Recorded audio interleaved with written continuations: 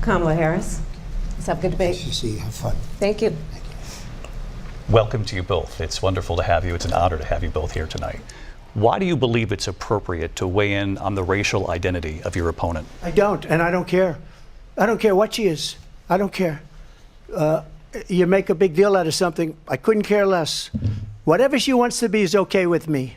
But those were your words, so I'm asking. asking. I don't know. I mean, all I can say is I read where she was not black, that she put out, and I'll say that. And then I read that she was black, and that's okay. Either one was okay with me. That's up to her.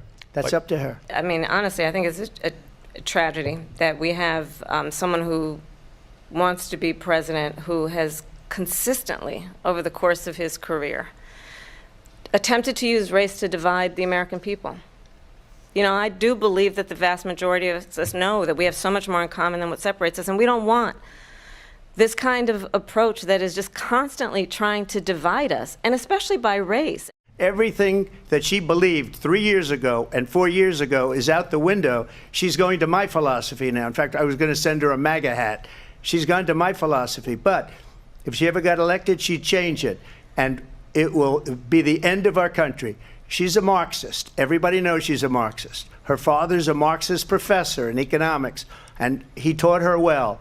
She gave up at least 12 and probably 14 or 15 different policies. Like, she was big on defund the police. In Minnesota, she went out, wait a minute, I'm talking now, if you don't mind, please.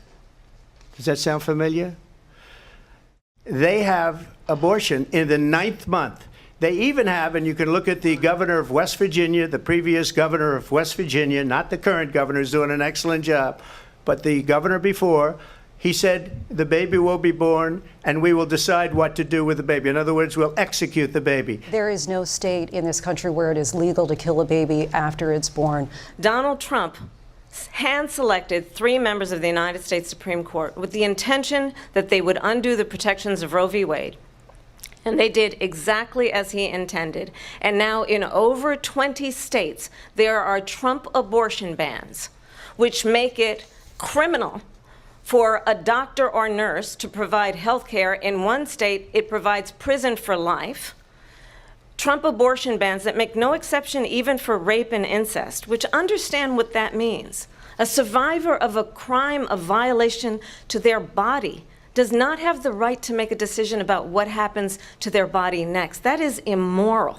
And I pledge to you, when Congress passes a bill to put back in place the protections of Roe v. Wade, as President of the United States, I will proudly sign it into law. But understand, if Donald Trump were to be reelected, he will sign a national abortion ban. It's a lie. I'm not signing a ban, and there's no reason to sign a ban, because we've gotten what everybody wanted. Democrats, Republicans, and everybody else, and every legal scholar wanted it to be brought back into the states, and the states are voting. And it may take a little time, but for 52 years, this issue has torn our country apart, and they've wanted it back in the states. And I did something that nobody thought was possible. The states are now voting. What she says is an absolute lie. And as far as the abortion ban, no, I'm not in favor of abortion ban, but it doesn't matter because this issue has now been taken over by the states. Would you support any restrictions on a woman's right to an abortion? I absolutely support reinstating the protections of Roe v. Wade. And as you rightly mentioned, nowhere in America is a woman carrying a pregnancy to term and asking for an abortion. That is not happening. It's insulting to the women of America. What we will do is we're looking at different plans. If we can come up with a plan that's going to cost our people, our population, less money and be better health care than Obamacare, then I would absolutely do it. But until then, I'd run it as good as it can be run. So just a yes or no, you still do not have a plan? I have concepts of a plan. I'm not president right now. But if we come up with something, I would only change it if we come up with something that's better and less expensive. And there are concepts and options we have to do that. And you'll be hearing about it in the not too distant future. I'm going to actually do something really unusual, and I'm going to invite you to attend one of Donald Trump's rallies, because it's a really interesting thing to watch. You will see during the course of his rallies, he talks about fictional characters like Hannibal Lecter. He will talk about windmills cause cancer. And what you will also notice is that people start leaving his rallies early out of exhaustion and boredom. And I will tell you, the one thing you will not hear him talk about is you. You will not hear him talk about your needs, your dreams, and your desires. And I'll tell you, I believe you deserve a president who actually puts you first, and I pledge to you that I will. We have the biggest rallies, the most incredible rallies in the history of politics. That's because people want to take their country back. Our country is being lost. We're a failing nation. In Springfield, they're eating the dogs, the people that came in. They're eating the cats. They're eating the pets of the people that live there. And this is what's happening in our country, and it's a shame.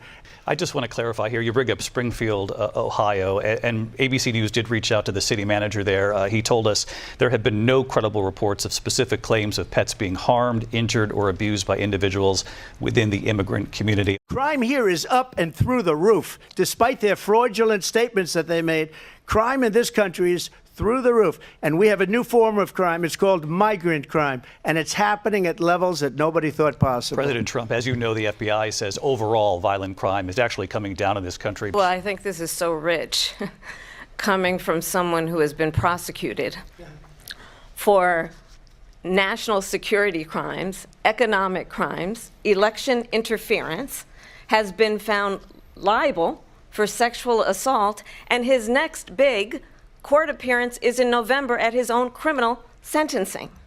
Understand, this is someone who has openly said he would terminate, I'm quoting, terminate the Constitution of the United States, that he would weaponize the Department of Justice against his political enemies. This is the one that weaponized, not me. She weaponized. I probably took a bullet to the head because of the things that they say about me. They talk about democracy. I'm a threat to democracy. They're the threat to democracy. In the past couple of weeks leading up to this debate, you have said, quote, you lost by a whisker, that you, quote, didn't quite make it, that you came up a little bit short.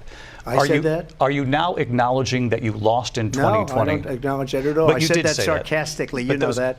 It was said, oh, we lost by a whisker. That was said sarcastically. Vice President Harris, you heard the president there tonight. He said he didn't say that he lost by a whisker. So he still believes he did not lose the election that was won by President Biden and yourself.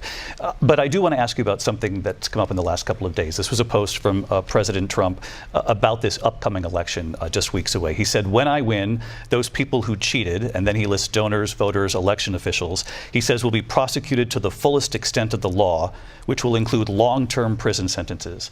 One of your campaign's top lawyers responded saying, we won't let Donald Trump intimidate us, we won't let him suppress the vote. Is that what you believe he's trying to do here? Donald Trump was fired by 81 million people. So let's be clear about that. And clearly he is having a very difficult time processing that.